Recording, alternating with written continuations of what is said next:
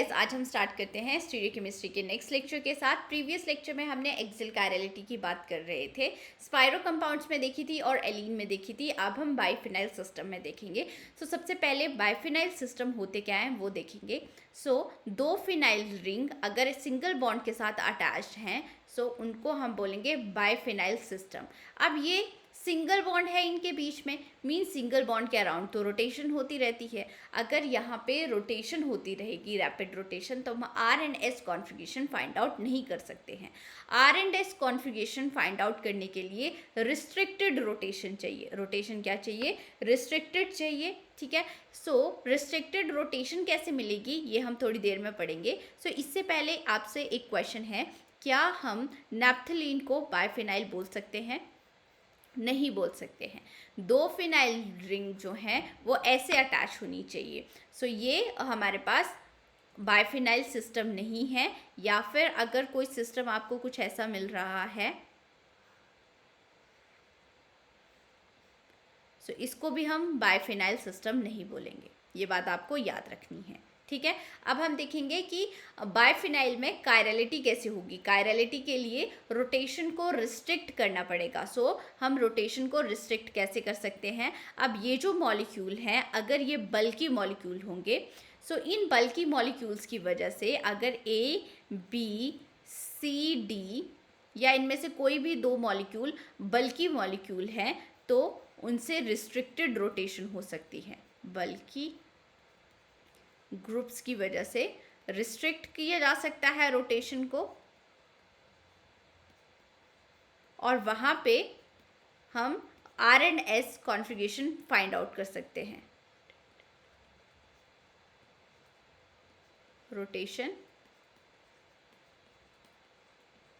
ठीक है। अब आर एंड एस नॉमेनक्लेचर हम कैसे फाइंड आउट करेंगे? वैसे ही जैसे स्पाइरो कंपाउंड में फाइंड आउट किया था या फिर एलीन का केस लिया था। यहाँ पे ये दोनों रिंग्स जो हैं वो एक ही प्लेन में नहीं होती है। एक रिंग इन प्लेन होगी तो दूसरी वाली रिंग आउट ऑफ प्लेन होगी। ठीक है, और CIP रूल के अकॉर्डिंग ही हम प्रायोरिटीज़ असाइन करेंगे। पहले इन प्लेन वाले ग्रुप्स की प्रायोरिटीज़ को असाइन करना है, उसके बाद आउट ऑफ प्लेन। यहाँ पे अगर हम बात करें, यहाँ पे देखो ये वाली जो है टूवर्ड द ऑब्जर्वर है, दोनों एक दूसरे के परपेंडिकुलर हैं, तो ये अवे द ऑब्जर्वर होगा ये वाला पार्ट। तो ये वाला जो ग्रुप होगा ये भी अवे द ऑब्जर्वर होगा, और ये जो होगा वो टूवर्ड द ऑब्जर्वर होगा। ठीक है, अब हम नंबरिंग देते हैं। नंबरिंग, फर्स्ट नंबरिंग इसको दी जाएगी, इन प्लेन वाले सब्स्टिट्यूएंट को देना है। देन सेकंड इसको दी जाएगी, थर्ड इसको दी जाएगी, फोर्थ इसको दी जाएगी। ठीक है, 1 to 2 यहाँ पे ये क्लॉकवाइज रोटेशन आ रही है, तो कॉन्फ़िगरेशन आपके पास आर होगी, बट यहाँ पे आर चेंज हो जाएगी एस में, क्योंकि फोर्थ प्रायोरिटी वाला ग्रुप टूवर्ड्स द ऑब्जर्वर है। ठीक है, ऑप्टिकली अब ये क्या आया? ऑप्टिकली एक्टिव कंपाउंड आया। ऑप्टिकली एक्टिविटी किसकी वजह से मिल रही है? एक्सियल कायरलिटी की वजह से मिल रही है। ठीक है, अब नेक्स्ट हम एग्जांपल देखते हैं। यहाँ पे अगर हम बात करें, ये वाला ग्रुप जो है यहाँ पे हाइड्रोजन तो स्मॉलर ग्रुप है, तो आपको एक और बात यहाँ पे याद रखनी है कि स्मॉलर ग्रुप कौन कौन से होंगे। ठीक है, स्मॉलर ग्रुप्स आपके पास आ जाएंगे। एक हाइड्रोजन को कंसीडर करते हैं, फ्लोरीन को कंसीडर करते हैं, एंड ड्यूटेरियम को कंसीडर करते हैं। ठीक है, ये आपके पास एक बल्की ग्रुप आ गया, और ये बल्की ग्रुप आ गया, जो इसकी वजह से रोटेशन को रिस्ट्रिक्ट होगी। ये यहाँ पे रोटेशन रिस्ट्रिक्ट हो गई है। यहाँ पे भी हम R and S configuration find out कर सकते हैं। फर्स्ट प्रायोरिटी इसको देंगे, सेकेंड इसको देंगे। अब यहाँ पे भी देखो कैसे, ये इन प्लेन है, ये आउट ऑफ प्लेन है, थर्ड इसको देंगे, फोर्थ इसको देंगे। 1 to 2, 2 to 3, यहाँ पे ये अगेन क्लॉकवाइज रोटेशन आ रही है। आर कॉन्फ़िगरेशन होगी और आर चेंज हो जाएगी एस में। ओके, अब हम नेक्स्ट एग्जांपल लेते हैं। यहाँ पे देखो, अब ये फ्लोरीन स्मॉलर ग्रुप है, यहाँ पे हाइड्रोजन लगा हुआ होगा, ये भी स्मॉलर ग्रुप है। यहाँ पे भी हाइड्रोजन है, वो भी स्मॉलर है, ड्यूटेरियम भी स्मॉलर है। दैट मीन्स यहाँ पे रिस्ट्रिक्टेड रोटेशन नहीं होगी, ये रोटेट करता रहेगा मॉलिक्यूल। अगर ये रोटेट करता रहेगा तो हम R and S nomenclature find out नहीं कर पाएंगे। ये ऑप्टिकली इनएक्टिव कंपाउंड है। अब नेक्स्ट हम यहाँ पे देखते हैं, अब ये वाले जो CH3 है और ये वाला CH3 बहुत दूर दूर है, ठीक है। यहाँ पे ये दोनों CH3 पास नहीं है। यहाँ पे जो एटम लगे हुए हैं ये जो हैं ये स्मॉलर ग्रुप लगे हुए हैं। सो जिसकी वजह से यहाँ पे अब रोटेशन रिस्ट्रिक्टेड नहीं होगी, यहाँ पे रोटेशन होती रहेगी, जिसकी वजह से ये वाला कंपाउंड ऑप्टिकली इनएक्टिव होगा। ठीक है। अब नेक्स्ट ये वाला क्वेश्चन CSIR नेट 2011 में आया हुआ था। सो यहाँ पे फर्स्ट अब NO2 बल्कि ग्रुप है, फर्स्ट प्रायोरिटी दी जाएगी, then second, then third, then fourth. So यहाँ पे अगर हम देखें 1 to 2 एंटी क्लॉकवाइज रोटेशन है, एंटी क्लॉकवाइज रोटेशन है तो मीन्स S कॉन्फ़िगरेशन होगी, बट S चेंज हो जाएगी R में। फोर्थ प्रायोरिटी वाला ग्रुप टुवर्ड द ऑब्जर्वर है। अब यहाँ पे नेक्स्ट क्वेश्चन है, गेट का क्वेश्चन है। अब ये भी बल्कि ग्रुप है, ठीक है। सो इनकी वजह से रोटेशन रिस्ट्रिक्ट होगी है, रिस्ट्रिक्ट होने की वजह से फर्स्ट प्रायोरिटी इसको, सेकंड प्रायोरिटी इसको, थर्ड प्रायोरिटी इसको, फोर्थ प्रायोरिटी इसको। अब 1 to 2, 2 to 3 क्लॉकवाइज रोटेशन आ रही है। क्लॉकवाइज रोटेशन मतलब अब हमारे पास R कॉन्फ़िगरेशन होगी, बट R यहाँ पे चेंज हो जाएगी S में। ठीक है। नेक्स्ट अब एग्जाम्पल देखते हैं। सो देखो यहाँ पे हमारे पास ऐसे सिस्टम में R&S कॉन्फ़िगरेशन फाइंड आउट करने का एक ट्रिक भी होता है, वो भी मैं आपको बताऊंगी। सो सबसे पहले यहाँ पे ये देखो, अब ये वाली रिंग जो है आउट ऑफ द प्लेन है, ये वाली रिंग इन प्लेन है। ठीक है। सो हम यहाँ पे प्रायोरिटी, फर्स्ट प्रायोरिटी इसको देंगे, देन सेकेंड प्रायोरिटी इसको देंगे, उसके बाद थर्ड प्रायोरिटी इसको देंगे एंड फोर्थ प्रायोरिटी इसको देंगे। अब ये जो पार्ट है वो आपको अवे द ऑब्जर्वर दिख रहा है। ठीक है। और अगर हम यहाँ पे देखें सो 1 to 2 ये आया, क्लॉकवाइज रोटेशन है, क्लॉकवाइज रोटेशन है मींस R कॉन्फ़िगरेशन होगी। ठीक है। अब इसको हम R बाइनोल भी बोलते हैं। ये क्या आया आपके पास, R बाइनोल। और यहाँ पे R&S हम कैसे फाइंड आउट कर सकते हैं कि देखो जो आपके पास ये दिया हुआ है टुवर्ड द ऑब्जर्वर है, उसको लिखो ऐसे है, ये ऐसे है। सो हमने लिख दिया टुवर्ड द ऑब्जर्वर और इनको मिला दो। अगर आपको इन्वर्टेड S मिल रहा है दैट मीन्स यहाँ पे ये क्या है, अब इन्वर्टेड S है,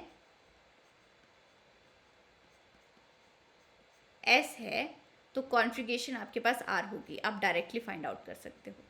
ठीक है। यहाँ पे प्रायोरिटीज़ असाइन करने की आपको ज़रूरत नहीं होती है, ये ट्रिक है। अब नेक्स्ट, अब यहाँ पे देखें सो यहाँ पे भी हम पहले ट्रिक से ही फाइंड आउट करते हैं।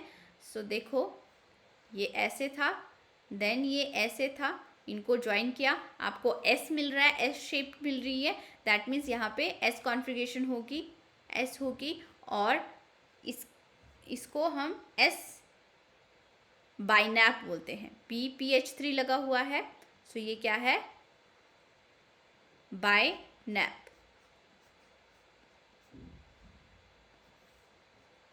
ठीक है। बाकी आप प्रायोरिटीज़ असाइन करके भी कर सकते हो। तो इसको फर्स्ट प्रायोरिटी मिलेगी, इसको सेकंड, इसको थर्ड प्रायोरिटी मिलेगी, इसको 4, 1 2 3 4। अब हम देखें तो यहाँ पे ये एंटी क्लॉकवाइज रोटेशन है और फोर्थ प्रायोरिटी वाला ग्रुप अब अवे द ऑब्जर्वर ही है, दैट मीन्स ये S कॉन्फ़िगरेशन होगी। नेक्स्ट हमसे क्वेश्चन पूछा गया है ये, which of the following biphenyls are optically active. ठीक है। तो ऑप्टिकली एक्टिव बाइफिनाइल्स हमें बताने हैं। यहाँ पे हम देख सकते हैं सो दो ग्रुप आपको बेसिकली क्या चाहिए होते हैं, बल्कि ग्रुप चाहिए होते हैं। अब ये वाला ग्रुप तो बल्कि है, पर ये यहाँ पे स्मॉल ग्रुप है, यहाँ पे भी स्मॉल ग्रुप है, यहाँ पे भी स्मॉल ग्रुप है। तो इसकी वजह से क्या हो रहा है, ये ऑप्टिकली इनएक्टिव कंपाउंड होगा, ऑप्टिकली इनएक्टिव कंपाउंड होगा। यहाँ पे रोटेशन होती रहेगी, R&S कॉन्फ़िगरेशन आप फाइंड आउट नहीं कर पाओगे। ओके। और अगर हम यहाँ पे देखें सो यहाँ पे भी आप देखो इसके पास में एक ही CH3 ग्रुप लगा हुआ है, तो ये भी ऑप्टिकली इनएक्टिव कंपाउंड होगा। अब यहाँ पे देखो सो ये एक ग्रुप ही इतना बल्कि है, टर्शरी ब्यूटाइल ग्रुप एक ही ग्रुप इतना बल्कि है, जिसकी वजह से यहाँ पे रोटेशन रिस्ट्रिक्ट हो जाएगी। ठीक है। मिथाइल ग्रुप उतना बल्कि नहीं था, बट यहाँ पे एक ग्रुप, ये वाला ग्रुप इतना बल्कि है कि ये रोटेशन को रिस्ट्रिक्ट कर देगा और जिसकी वजह से ये कायरल मॉलिक्यूल होगा, ऑप्टिकली एक्टिव कंपाउंड होगा। ठीक है, ये क्या होगा? ऑप्टिकली एक्टिव कंपाउंड होगा। अब नेक्स्ट हम देखते हैं। सो अगेन SO3H एक ही ग्रुप जो है वो बहुत बल्कि ग्रुप है, रोटेशन को रिस्ट्रिक्ट कर रहा है। सो यहाँ पे ये भी कायरल कंपाउंड है, मीन्स ऑप्टिकली एक्टिव कंपाउंड है, ऑप्टिकली एक्टिव आ गया। सो हमारे पास नेक्स्ट टॉपिक आता है कायरलिटी इन एडमिंटन। सो देखो, एडमिंटन के केस में हमें एक्सियल कायरलिटी भी मिल सकती है और सेंटर कायरलिटी भी मिल सकती है, दोनों केसेस हम पढ़ेंगे। सो एक्सियल कायरलिटी, अगर कोई सब्सटीट्यूएंट यहाँ पे अटैच्ड है, यहाँ पे अटैच्ड है, या इस पोजीशन पे अटैच्ड है और इस पोजीशन पे दो सब्सटीट्यूएंट अटैच्ड हैं, या फिर यहाँ पे और यहाँ पे अटैच्ड हैं, तो वहाँ पे एक्सियल कायरलिटी होने के चांसेस होंगे। हमें कंडीशंस वही फॉलो करनी पड़ेगी जो हमने एलिन के केस में और स्पाइरो कंपाउंड बाइफिनाइल के केसेस में देखे थे। A should not equal to B, C should not equal to D। ठीक है, अब ये वाला स्ट्रक्चर हम ड्रॉ कैसे करते हैं? बहुत ही ईजी है। सबसे पहले आप ऐसे स्ट्रक्चर ड्रॉ कर लोगे, फिर उसके बाद अगेन 6 मेंबर का इस साइड आप स्ट्रक्चर ड्रॉ करोगे और यहाँ पे एक कार्बन बीच में और इन दोनों को अटैच कर दोगे। ठीक है, ये एडमिंटन का स्ट्रक्चर आ गया। अब हमें कायरलिटी के लिए देखो, या तो आपके पास यहाँ पे सब्स्टिट्यूएंट होने चाहिए, या फिर आपके पास यहाँ पे सब्स्टिट्यूएंट होने चाहिए, या फिर आपके पास अगर यहाँ पे भी सब्स्टिट्यूएंट है तो वहाँ पे भी एक्सियल कायरलिटी मिल सकती है। सब्स्टिट्यूएंट, इन प्लेन सब्स्टिट्यूएंट को फर्स्ट नंबरिंग दोगे, मतलब फर्स्ट प्रायोरिटी दोगे नंबरिंग के लिए, देन आप आउट ऑफ प्लेन सब्स्टिट्यूएंट की दे सकते हो। एग्जाम्पल के साथ देखेंगे। सो हमारे पास ये फर्स्ट केस आता है, इन प्लेन सब्स्टिट्यूएंट ये है 1 2 देन 3 एंड 4, और अगर हम देखें 1 2 2, यहाँ पे ये क्लॉकवाइज रोटेशन आ रही है, और क्लॉकवाइज रोटेशन है मीन्स आर कॉन्फिगरेशन होगी। ठीक है, अब फोर्थ प्रायोरिटी वाला ग्रुप भी बिलो द प्लेन है। अब यहाँ पे हमें ये ऑप्टिकली एक्टिव कंपाउंड मिल रहा है, एक्सियल कायरलिटी की वजह से ऑप्टिकली एक्टिव कंपाउंड है, एक्सियल कायरलिटी की वजह से ऑप्टिकली एक्टिव कंपाउंड है। ओके, नेक्स्ट एग्जाम्पल देखते हैं अब हम। अगर हम इस एग्जाम्पल की बात करें तो यहाँ पे आप देख सकते हो CH3 को रिफ्लेक्ट कर रहा है, यहाँ पे ये CH3 को रिफ्लेक्ट कर रहा है, तो ये ऑप्टिकली इनएक्टिव कंपाउंड है। यहाँ पे प्लेन ऑफ सिमेट्री प्रेजेंट है, ऑप्टिकली इनएक्टिव कंपाउंड है। ठीक है, क्योंकि एक CH3 दूसरे CH3 को रिफ्लेक्ट कर रहा है, अकायरल मॉलिक्यूल है, इसको क्या बोलेंगे हम? Achiral molecule. अब नेक्स्ट बहुत ही इंपॉर्टेंट एग्जाम्पल आ रहा है यहाँ पे देखो, अगेन आपको यहाँ पे ये ब्रेक मिल रहा है, ये लाइन में ब्रेक मिल रहा है। दैट मीन्स ये वाला ग्रुप जो है ये अब डैश में है, और ये वाला ग्रुप जो होगा ये सॉलिड लाइन में मिलेगा। ओके, ये वाली लाइन आपको सॉलिड मिल रही है, और ये जो है वो डैश में, ब्रेक जो है उससे हमें पता चल गया। सो यहाँ पे आपको सेंटर कायरलिटी मिलेगी। यहाँ पे क्या है? सेंटर एज्यूम कर लो इसको। यहाँ पे आप देख सकते हो कि ये ऐसे आप एज्यूम कर लोगे इन चारों को। सो यहाँ पे आप ड्रॉ कर सकते हो। CH3 इस साइड आ गया, यहाँ पे आपको क्लोरीन मिल रहा है, उसके बाद आपको यहाँ पे हाइड्रोजन मिल रहा है, एंड यहाँ पे आपको आयोडीन मिल रहा है। ठीक है, सो अब नंबरिंग देंगे हम। फर्स्ट प्रायोरिटी आयोडीन को मिलेगी, सेकंड इसको मिलेगी, थर्ड इसको मिल रही है, फोर्थ इसको मिल रही है। 1 2 2 2 2, ये मीन्स एंटी क्लॉकवाइज रोटेशन है, एंटी क्लॉकवाइज रोटेशन है तो S कॉन्फिगरेशन होगी। ठीक है, या आप इसको मतलब डायरेक्ट फिशर में भी कन्वर्ट करना चाहो, पर फिशर में कन्वर्ट करने की ज़रूरत नहीं है क्योंकि हमें फोर्थ प्रायोरिटी वाला ग्रुप आउट ऑफ प्लेन ही मिल रहा है। सो यहाँ पे ये मॉलिक्यूल ऑप्टिकली एक्टिव है, ऑप्टिकली एक्टिव हुआ। ठीक है, बट ऑप्टिकली एक्टिव किसकी वजह से है? सेंटर कायरलिटी की वजह से है। ये बात आपको याद रखनी है। ऑप्टिकल एक्टिव किसकी वजह से है? सेंटर कायरलिटी की वजह से।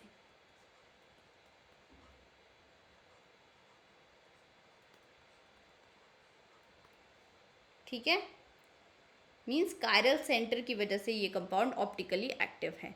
अब नेक्स्ट लेते हैं।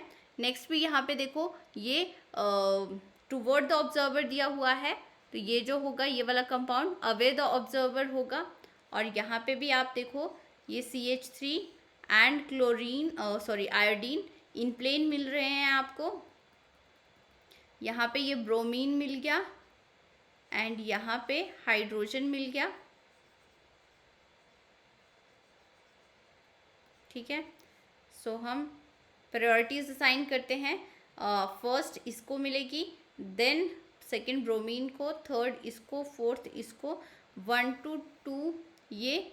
अब ये क्लॉकवाइज रोटेशन है, क्लॉकवाइज मतलब आर कॉन्फ़िगरेशन होगी, बट यहाँ पे आर चेंज हो जाएगी एस में। ठीक है, अब ये भी ऑप्टिकली एक्टिव कंपाउंड है, बट किसकी वजह से ऑप्टिकली एक्टिविटी मिल रही है हमें? कायरल सेंटर की वजह से, कायरल सेंटर की वजह से।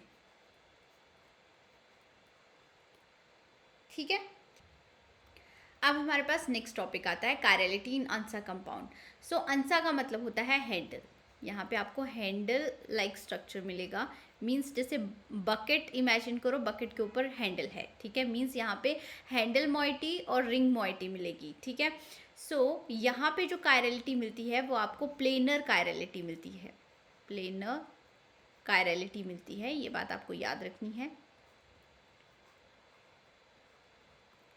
और अगर यहाँ पे आपको ऑप्टिकली एक्टिव कंपाउंड मिल रहा है, मीन सिग्मा अगर एब्सेंट है, अगर सेंटर ऑफ इन्वर्जन एब्सेंट है, तब आप R&S नॉमेनक्लेचर कैसे फाइंड आउट करोगे? सबसे पहले आपको डिसाइड करना होता है पायलट एटम। क्या डिसाइड करना होता है? Pilot atom. So pilot atom कौन होता है? जो आउट ऑफ रिंग, जैसे ये हैंडल जैसी मॉइटी है, ये आउट ऑफ प्लेन है, सो इसका जो फर्स्ट एटम होगा उसको हम बोलते हैं पायलट एटम। उसको क्या बोलेंगे हम? पायलट एटम बोलेंगे। उसके बाद हमने नंबरिंग शुरू करनी होती है। नंबरिंग कहाँ से शुरू करेंगे? जहाँ पे अगर यहाँ पे सब्स्टिट्यूएंट है, सो पायलट एटम से नेक्स्ट कार्बन एटम या कोई भी एटम हो, वहाँ से हमें नंबरिंग काउंट करनी है। और नंबरिंग हमें नियरेस्ट सब्स्टिट्यूएंट की तरफ करनी होती है। मीन्स अगर देखो पायलट एटम आप किसको असाइन करोगे? इसको भी असाइन कर सकते हो और इसको भी असाइन कर सकते हो, बट अगर इसको पायलट एटम्स असाइन करोगे तो सब्स्टिट्यूएंट यहाँ पे 1 2 3 फोर्थ पोजीशन पे आ रहा है, यहाँ पे सब्स्टिट्यूएंट फोर्थ पोजीशन पे आ रहा है और यहाँ पे थर्ड पोजीशन पे आ रहा है, तो ये वाला पायलट एटम आप चूज करोगे। ओके, R&S नॉमेनक्लेचर के लिए। सो क्लॉकवाइज रोटेशन होगी तो आर कॉन्फ़िगरेशन, एंटी क्लॉकवाइज होगी तो एस कॉन्फ़िगरेशन। हम अपने फर्स्ट एग्जाम्पल के साथ शुरू करते हैं। सो ये आ गया आपके पास फर्स्ट एग्जाम्पल। यहाँ पे देखो ये, अब आप पायलट एटम असाइन कर सकते हो किसके लिए? अब इसके लिए असाइन कर रहे हैं, ये सब्स्टिट्यूएंट के लिए, क्योंकि यहाँ पे आप नंबरिंग शुरू करोगे 1 2 3। सो यहाँ पे ये नियरेस्ट पोजीशन पे आ रहा है सब्स्टिट्यूएंट। सो ये वाला पायलट एटम हमने असाइन किया। अब क्लॉकवाइज रोटेशन है तो कॉन्फ़िगरेशन आर कॉन्फ़िगरेशन होगी। अब यहाँ पे सब्स्टिट्यूएंट है तो ये वाला पायलट एटम असाइन करोगे 1 2 3। सो यहाँ पे भी देखो अब क्लॉकवाइज रोटेशन ही है, सो यहाँ पे भी कॉन्फ़िगरेशन आर होगी। अब इसके केस में, अब यहाँ पे COH के केस में ये वाला पायलट एटम असाइन करना है। सो 1 2 3। यहाँ पे अगर हम बात करें एंटी क्लॉकवाइज रोटेशन है, सो कॉन्फ़िगरेशन यहाँ पे एस आएगी। अब यहाँ पे देखो ये वाला पायलट एटम हमें असाइन करना होगा। सो 1 2 3।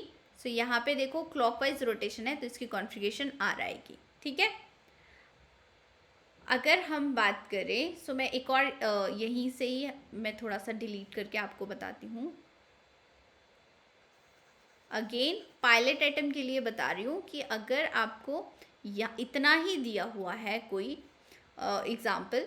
सो पायलट एटम इसको असाइन नहीं करोगे, क्यों नहीं कर रहे हैं, क्योंकि यहाँ से असाइन करेंगे तो 1 2 3 फोर्थ पोजीशन पे सब्स्टिट्यूएंट आ रहा है, जो कि ज़्यादा पोजीशन पे आ रहा है, जबकि अगर हम दूसरी साइड से करेंगे तो थर्ड पोजीशन पे आ रहा है। तो आपको सब्स्टिट्यूएंट जहाँ पे लोवेस्ट पोजीशन पे आए वहीं से ही नंबरिंग शुरू करनी है, उसी साइड वाले एटम को पायलट एटम आप असाइन करोगे। अब नेक्स्ट अगर हम एग्जांपल देखें तो क्या यहाँ पे हम RNS कॉन्फ़िगरेशन देख सकते हैं। सो यहाँ पे अगर आप बात करो, सो यहाँ पे आप प्लेन पास करते हैं तो 2 इक्वल हाफ्स में डिवाइड हो जा रहा है, means plane of symmetry present है, सिग्मा प्रेजेंट है, तो ये ऑप्टिकली इनएक्टिव कंपाउंड होगा। ये क्या होगा, ऑप्टिकली इनएक्टिव कंपाउंड। ये वाले सारे कंपाउंड्स ऑप्टिकली एक्टिव थे। ऑप्टिकली एक्टिव किसकी वजह से थे, प्लेनर कायरलिटी की वजह से थे। किसकी वजह से थे, प्लेनर कायरलिटी की वजह से।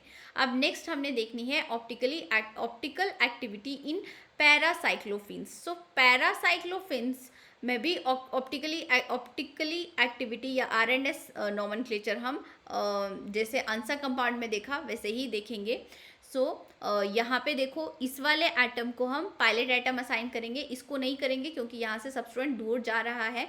इसको करते हैं। सो 1 2 3 पोजीशन पे है, अगेन एंटी क्लॉकवाइज रोटेशन हो रही है। सो यहाँ पे S कॉन्फ़िगरेशन होगी। अब यहाँ पे देखो इसके लिए हमें इसको पायलट एटम असाइन करना होगा। 1 2 3 पोजीशन पे है, एंटी क्लॉकवाइज रोटेशन हो रही है। सो यहाँ पे भी S कॉन्फ़िगरेशन आएगी। अब अगर हम यहाँ पे देखें, सो देखो यहाँ पे ब्रोमीन है, इसके लिए हमें ये वाला पायलट एटम असाइन करना होगा। 1 2 3, ये देखो क्लॉकवाइज रोटेशन है तो R कॉन्फ़िगरेशन होगी।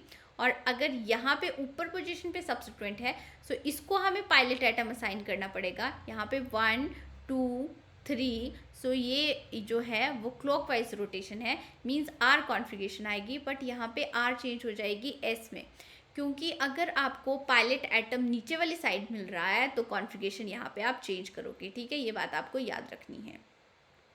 नेक्स्ट अगर यहाँ पे देखें, सो यहाँ पे देखो थोड़ी सी गलती होने के चांसेस होते हैं, क्योंकि हम यहाँ पे बोल देते हैं कि प्लेन ऑफ सिमेट्री हमें तो मिल नहीं रही है। बट यहाँ पे अगर हम यहाँ पे देखें बीच में से इस तरफ जा रहे हैं तो COOH, इसके ऑपोजिट जा रहे हैं तो COOH, means equal and opposite direction में जा रहे हैं। यहाँ पे जाओ या फिर कहीं पे भी जाओ तो आपको सेम ही मिल रहा है, means centre of inversion present है। तो अब यहाँ पे ये ऑप्टिकली इनएक्टिव कंपाउंड होगा। ठीक है, अब नेक्स्ट टॉपिक आता है हमारे पास ऑप्टिकल एक्टिविटी इन ट्रांससाइक्लोऑक्टीन।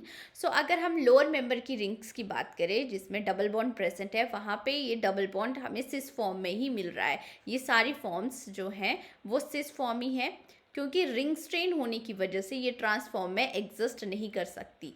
कहाँ तक एग्जिस्ट नहीं कर सकती, 7 मेंबर्ड रिंग तक। Okay, but 8th member ring mean cyclooctene की बात करें तो ये सिस फॉर्म में भी एग्जिस्ट करेगी एंड ट्रांसफॉर्म में भी एग्जिस्ट करेगी। यहाँ पे रिंग स्ट्रेन कम होने की वजह से ये सिस और ट्रांस दोनों फॉर्म में एग्जिस्ट करती है। अब सिस में देखो यहाँ पे हम इमेजिनरी प्लेन ड्रॉ कर सकते हैं, तो मीन्स ये यहाँ पे plane of symmetry pure sigma present है। यहाँ पे सिग्मा प्रेजेंट होने की वजह से ये वाला मॉलिक्यूल अकायरल मॉलिक्यूल है। ठीक है, अकायरल मॉलिक्यूल है। बट अगर हम यहाँ पे देखें, सो यहाँ पे आपको ये देखो, अगर हम इन दोनों मॉलिक्यूल्स को देखें तो इन दोनों की non super impossible mirror image है।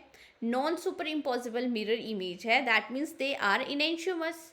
ट्रांस के केस में ये क्या है, इनेंशियोमर्स है। अगर इनेंशियोमर्स है दैट मीन्स एक की कॉन्फ़िगरेशन R होगी, दूसरे की S होगी, that means they are optically active compound, optically active due to planar chirality. ठीक है, सो सिर्फ ऑप्टिकली एक्टिविटी हमें कहाँ मिल रही है, ट्रांससाइक्लोऑक्टीन में मिल रही है। अब नेक्स्ट टॉपिक आता है हमारे पास हेलिकल कायरलिटी। हेलिकल कायरलिटी में हम R एंड S कॉन्फ़िगरेशन नहीं लिखते हैं, यहाँ पे हम P और M कॉन्फ़िगरेशन लिखते हैं। ठीक है, P क्लॉकवाइज रोटेशन के लिए होगी और M एंटी क्लॉकवाइज रोटेशन के लिए होगी। अगर यहाँ पे देखें आपको, सो ये क्लॉकवाइज रोटेशन मिल रही है, मीन्स यहाँ पे R कॉन्फ़िगरेशन है। सो R के लिए हम लिखेंगे P। ठीक है, R के लिए क्या लिखेंगे, हम P लिखेंगे, हेलिकल कायरलिटी में आपको P और M लिखना होता है, ठीक है, ये बात आपको याद रखनी है। और अगर हम यहाँ पे बात करें, सो यहाँ पे देखो ये एंटी क्लॉकवाइज रोटेशन आपको मिल रही है, दैट मीन्स ये S कॉन्फ़िगरेशन होगी और S को हम यहाँ पे लिखेंगे M में, ठीक है, S को आपको किस में लिखना है, M में। अब हम नेक्स्ट एग्जाम्पल्स देखते हैं। यहाँ पे देखो, जो भी हेलिकल कायरलिटी वाले मॉलिक्यूल हैं, हेलिकल स्ट्रक्चर जो है वो हमेशा कायरल ही होंगे। All helical structure are chiral. क्यों कायरल है ये? क्योंकि ये non super impossible mirror image show करते हैं। ओके, अब यहाँ पे हमें P कॉन्फ़िगरेशन है या R कॉन्फ़िगरेशन है, ये हम कैसे चेक करेंगे? आप देखो, यहाँ पे जो रोटेशन देखनी है ये टूवर्ड्स द ऑब्जर्वर जो रिंग्स होगी वहाँ से देखनी है आपको, ठीक है। सो ये रोटेशन कुछ ऐसी होगी। अब यहाँ पे देखो, ये क्लॉकवाइज रोटेशन है, सो क्लॉकवाइज रोटेशन के लिए आप P लिखोगे। ओके, और यहाँ पे अगर हम चेक करें, सो यहाँ पे भी अगेन टूवर्ड्स द ऑब्जर्वर वाली जो रिंग फेस होगा उसकी तरफ से आप जाओगे, रोटेशन इस तरफ होगी, मीन्स ये एंटी क्लॉकवाइज रोटेशन है, तो एंटी क्लॉकवाइज रोटेशन के लिए आप M कॉन्फ़िगरेशन लिखोगे। ओके, अब नेक्स्ट हमारे पास ये आता है, अगेन यहाँ पे देखो, ये जो ग्रुप है इस रिंग के साथ टूवर्ड द ऑब्जर्वर है, दैट मीन्स ये रिंग भी टूवर्ड्स द ऑब्जर्वर होगी। सो ये यहाँ पे आपको रोटेशन कुछ ऐसी मिलेगी, एंटी क्लॉकवाइज रोटेशन है तो यहाँ पे M कॉन्फ़िगरेशन होगी। और अगर हम इसकी बात करें, सो यहाँ पे आपको कॉन्फ़िगरेशन कुछ ऐसी मिलेगी, क्लॉकवाइज रोटेशन है तो यहाँ पे P कॉन्फ़िगरेशन होगी, ठीक है। अब ये जो है वो हेलिकल कायरलिटी की वजह से हमें M और P कॉन्फ़िगरेशन मिल रही है, बट ये बीच वाला सेंटर एटम देखें तो ये भी कार्बन एटम जो है कायरल है, 4 डिफरेंट ग्रुप लगे हुए हैं, ठीक है। सो फर्स्ट प्रायोरिटी हम इसको देंगे, और हमने बोला था M और P के केस में M को प्रायोरिटी दी जाती है, ठीक है। सो सेकंड प्रायोरिटी इसको दी जाएगी, थर्ड प्रायोरिटी इसको दी जाएगी, फोर्थ प्रायोरिटी इसको दी जाएगी, 1 2 3 4। अब अगेन ये एंटी क्लॉकवाइज रोटेशन है, सो यहाँ पे S कॉन्फ़िगरेशन होगी, ठीक है। सो अब यहाँ पे जो कायरलिटी मिल रही है वो कायरल सेंटर की वजह से मिल रही है, यहाँ पे यहाँ पे हेलिकल कायरलिटी मिल रही है, यहाँ पे भी हेलिकल कायरलिटी मिल रही है। सो इस लेक्चर को हम यहीं पे फिनिश कर रहे हैं। नेक्स्ट लेक्चर में हम टॉपिसिटी डिस्कस करेंगे, बहुत इंपॉर्टेंट टॉपिक है। आई होप आपको ये लेक्चर अच्छा लगा हो। Thank you guys.